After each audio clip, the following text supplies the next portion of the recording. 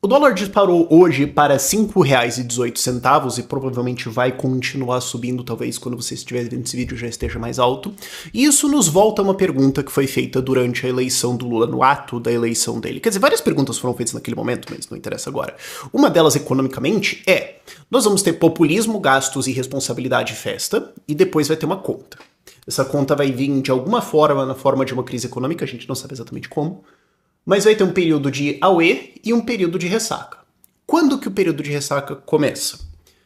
E nós podemos muito bem estar agora no começo da conta. 1/3 do governo do Lula passou e a festa possivelmente acabou.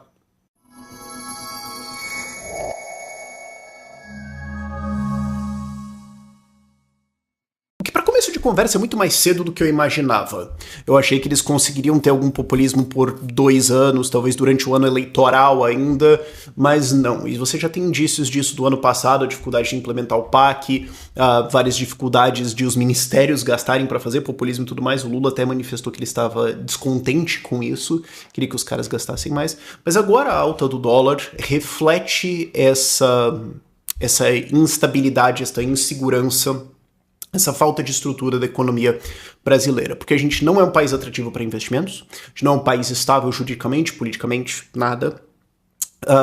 Mas quando você tem juros baixos no mundo, ou quando você não tem algum evento difícil acontecendo, você pode fingir.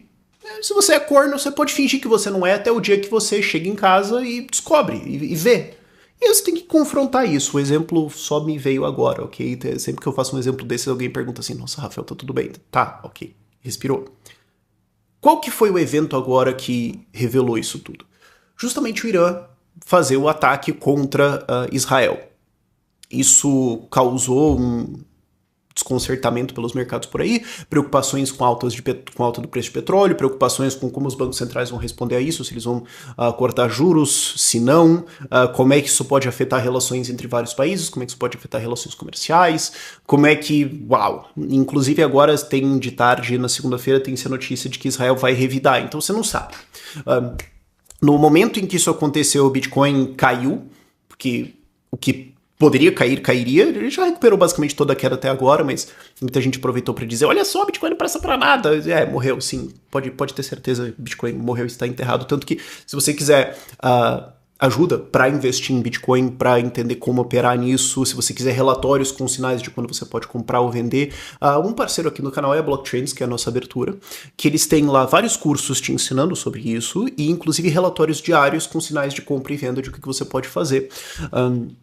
E o link deles vai estar ali na descrição para você, se você estiver interessado nisso. Custa R$150 por mês, o pacote mais completo deles. O que se você tem, 5, 10 mil reais de Bitcoin, já vale a pena se você opera com alguma frequência, uma vez por mês, assim, só para tentar otimizar.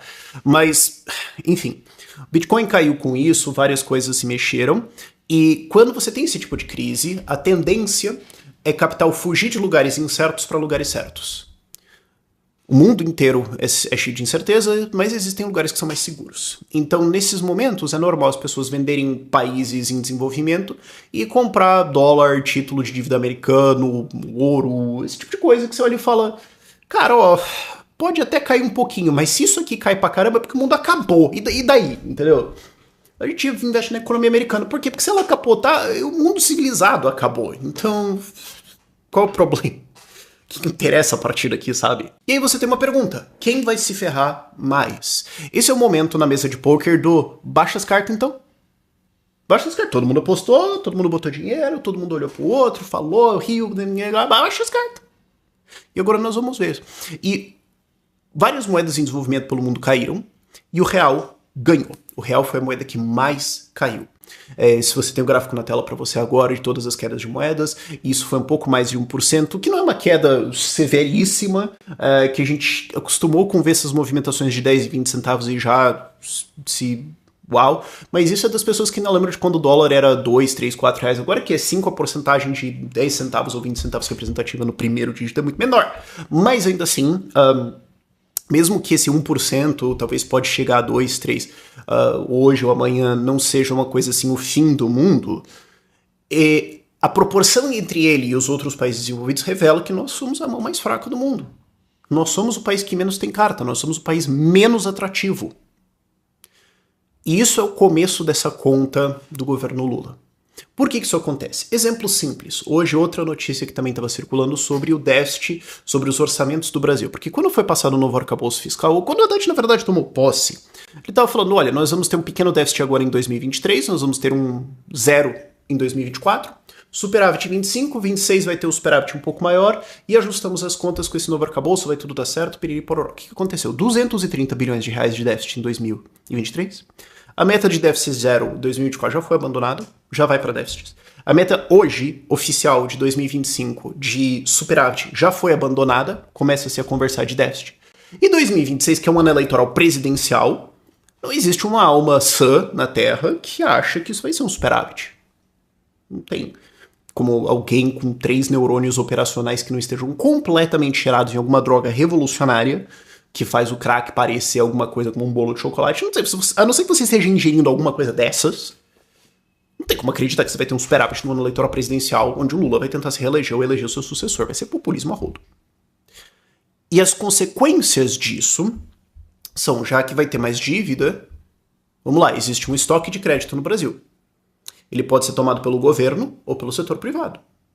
Já que vai ter mais dívida, o estoque de dinheiro para ser emprestado ficando mesmo, o preço dele vai subir. Juros subiram. Juros no Brasil do título de 10 anos subiram em torno de 1% ao longo desse ano.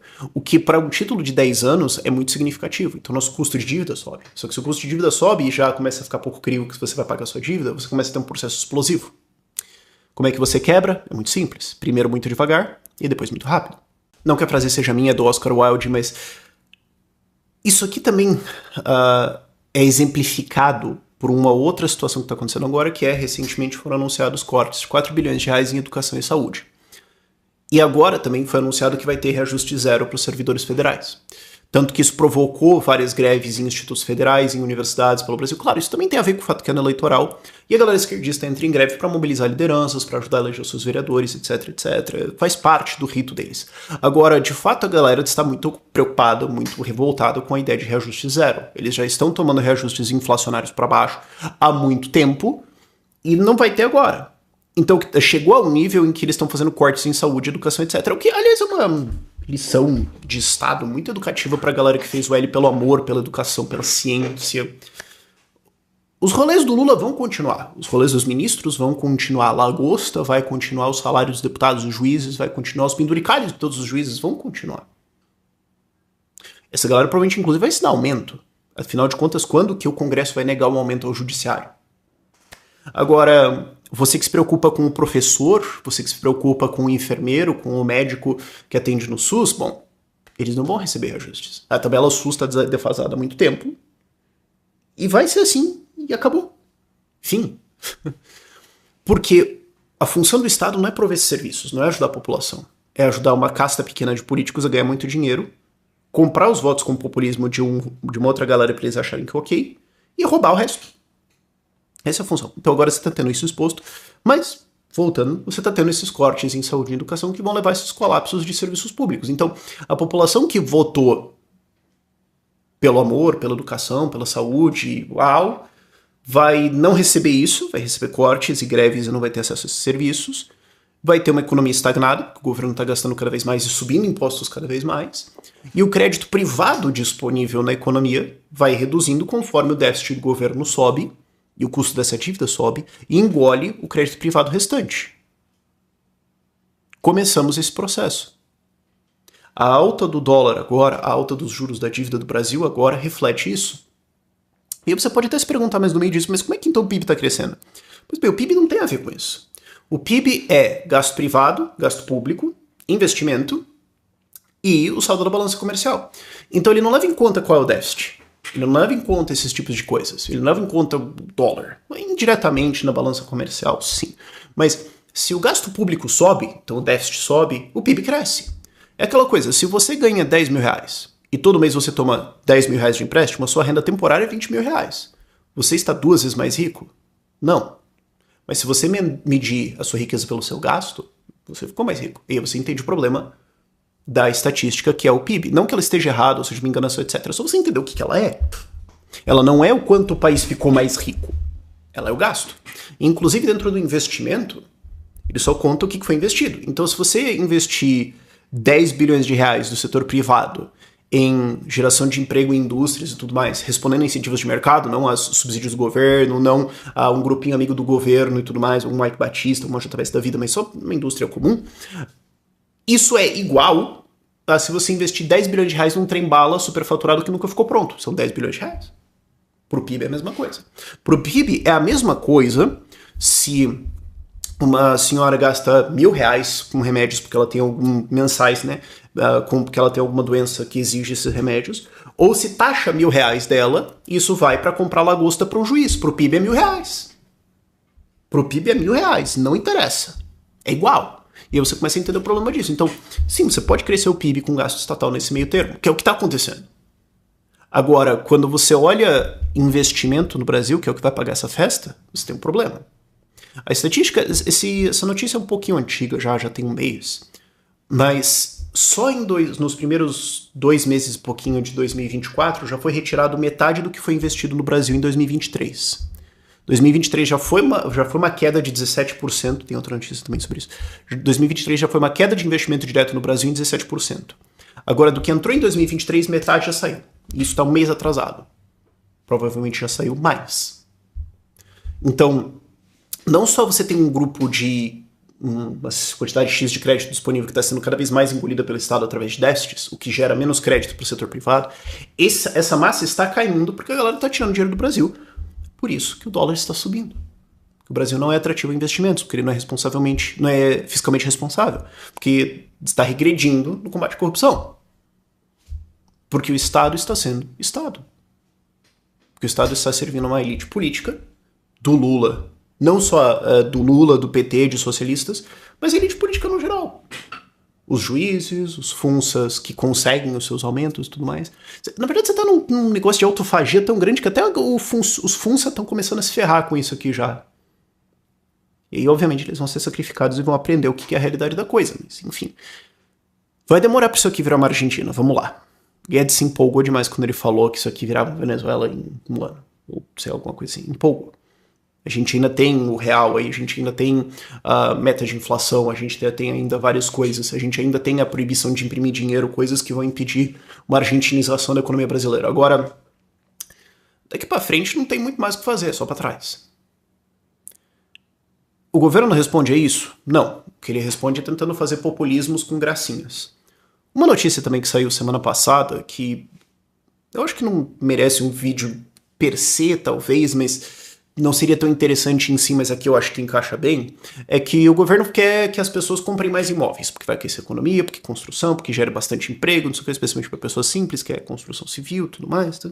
Aí tem um problema, né, porque tem que tomar o crédito. Então vamos fazer o seguinte, vamos reduzir o compulsório de depósitos dos bancos, que é para liberar mais crédito. O que acontece? Quando um banco tem um depósito, ele tem que manter uma porcentagem disso no Banco Central, ele tem que manter certas porcentagens disso, obviamente menores que 100%, como garantias dos seus depósitos, e em cima disso ele pode emprestar. Se você reduz a garantia, você pode tirar isso, colocar no banco, isso é multiplicado em cima da garantia e você consegue colocar mais crédito. Esses compulsórios são para garantir a segurança do sistema. E aí você tem toda a teoria austríaca de que na verdade isso não deveria existir, e a resposta do Fernando Urich é isso, que na verdade o problema é o descasamento de quando você deposita e quando você saca. Se você tivesse os depósitos travados a prazo, isso é, você não pode sacar a qualquer momento, você não teria as corridas bancárias, você consegue fechar o fluxo ao longo do tempo. Não é o que nós temos hoje. O ponto é, você está reduzindo a segurança do sistema bancário brasileiro. Que, vamos combinar, ainda assim tem grandes reservas, a gente não tem o risco de corridas de bancos, um colapso aqui em cima. Calma. Agora, você vai ter uma expansão da base monetária.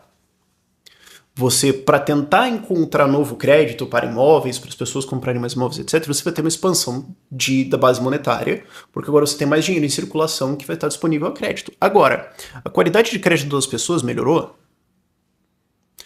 As pessoas não têm acesso a crédito porque elas estão penduradas no Serasa, porque elas têm baixa renda, porque elas não conseguem dar propriedades de garantia, porque elas não têm uma nota de crédito boa. Essas pessoas vão continuar não tendo isso. Quem vai ter acesso a esse crédito é quem já pode chegar num banco e tirar um crédito para comprar 4 imóveis que estão na planta e não sei o que, para investir, para depois usar o aluguel para pagar alguma coisa assim, agora vai poder comprar 5. Isso não vai chegar nas pessoas mais simples. Isso não vai alcançar as pessoas mais pobres do Brasil. E esse aumento da base monetária também vai gerar uma inflação, primeiro, generalizada, mas especialmente no setor de imóveis, porque você tem o mesmo estoque de imóveis. Talvez você tenha até um pouco mais, porque agora você tem dinheiro mais para você.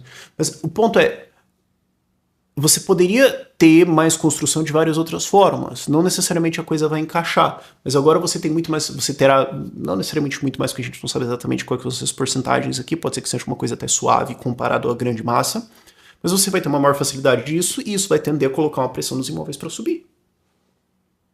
A não ser que isso seja compensado do outro lado com mais construção respondendo a isso, o que não necessariamente, você tem um problema de encarecimento de imóveis. Então, não só as pessoas mais simples não vão acessar esse crédito, elas vão também ver imóveis no mercado mais caros e isso pode refletir nos aluguéis. Não necessariamente, mas pode refletir nos aluguéis.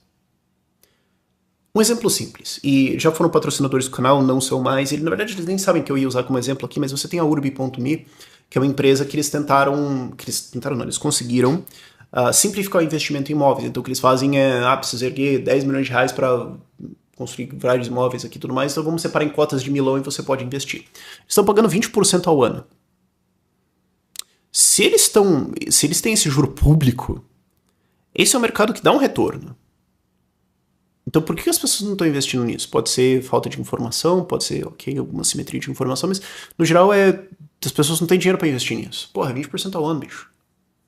Sabe? E vamos pensar para estrangeiros.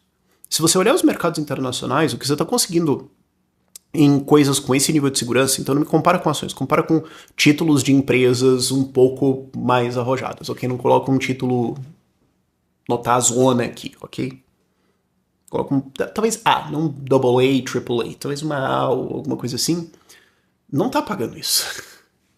Então por que esse investimento não vem para o Brasil? Porque você tem todos os riscos de investimento, porque você tem o risco de câmbio, porque você tem o risco político, você tem o risco de corrupção, porque você tem várias incertezas e atritos no meio do caminho, porque você tem várias barreiras e dificuldades de investir, que é o problema do Brasil.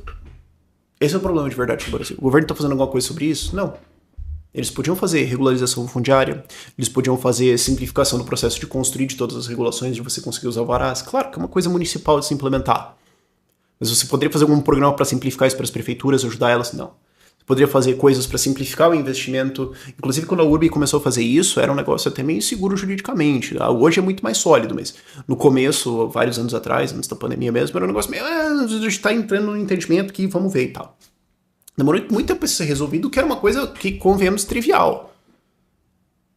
E o governo não age para resolver isso, porque não é um governo que está indo atrás de investimento, não é um governo que está indo atrás de capital, não é um governo que está tentando fazer negócio, é um governo que está tentando fazer populismo, dívida, apoiar a ditadura, gastar um monte. E é isso. Não que isso seja novidade para vocês. Vocês já sabiam disso. Mas isso aqui vai ser muito educativo para as pessoas que acharam que esse tipo de fórmula daria certo. Que acharam que esse tipo de desenvolvimentismo, se fosse tentado, seria uau, agora vai funcionar. Por quê? Porque eles não lembram do PAC. O PAC começou lá em 2007. Ele começou a dar errado em 2014, há 10 anos atrás. Quem tem 18, 20 anos hoje tá voltando? Tem 20 anos hoje, tinha 10 anos lá atrás. Tava comendo terra, nem sabe. Você tem às vezes os caras de 20 anos hoje comendo terra. Você tem às vezes 50 anos comendo terra, mas isso é outra discussão. O ponto é, as pessoas não têm essa memória. A memória da crise de 2015 e 2016 já está sendo esquecida. E aí muita gente cai nesse conto de novo, ou acha, ou não acompanha, e cai na história de novo. Mas muito mais rápido do que foi no PAC lá atrás, muito mais rápido do que foi na Dilma, a conta pelo jeito está começando a vir. Talvez porque agora os mercados estão mais frágeis, estão mais voláteis, talvez agora porque o mercado entendeu, talvez porque agora tem mais gente percebendo o que está acontecendo, talvez porque agora você tem mais saídas, não só como Bitcoin, você tem saídas como investir no estrangeiro de várias formas diferentes. A gente na SET tem ajudado muito isso. As pessoas estão começando a entender que investir no exterior, essas coisas assim, não são coisa de milionário. Você tem várias empresas, inclusive, ajudando a intermediar isso também, mas são coisas que são acessíveis para o varejo de quem quer investir. E você tem um investidor externo agora com muito mais informação do Brasil. E daí os caras olham e falam, cara, você tem a Argentina indo fazer reunião com o Elon Musk, falando que o empreendedor, quem gera emprego é a solução do país, você tem o Lula indo lá lamber o Irã. É uma decisão simples, gente. Uma decisão extremamente simples de entender onde que o seu dinheiro está muito mais seguro. Não temos nenhum sinal que essa tendência vai se inverter. Não sei se isso vai impactar nas eleições de 2024, mas o Lula está com um grave problema para 2026. Então eles não conseguiram censurar redes sociais e, pelo jeito, o negócio de economia começou a azedar. Por esse vídeo é isso. Tchau, tchau.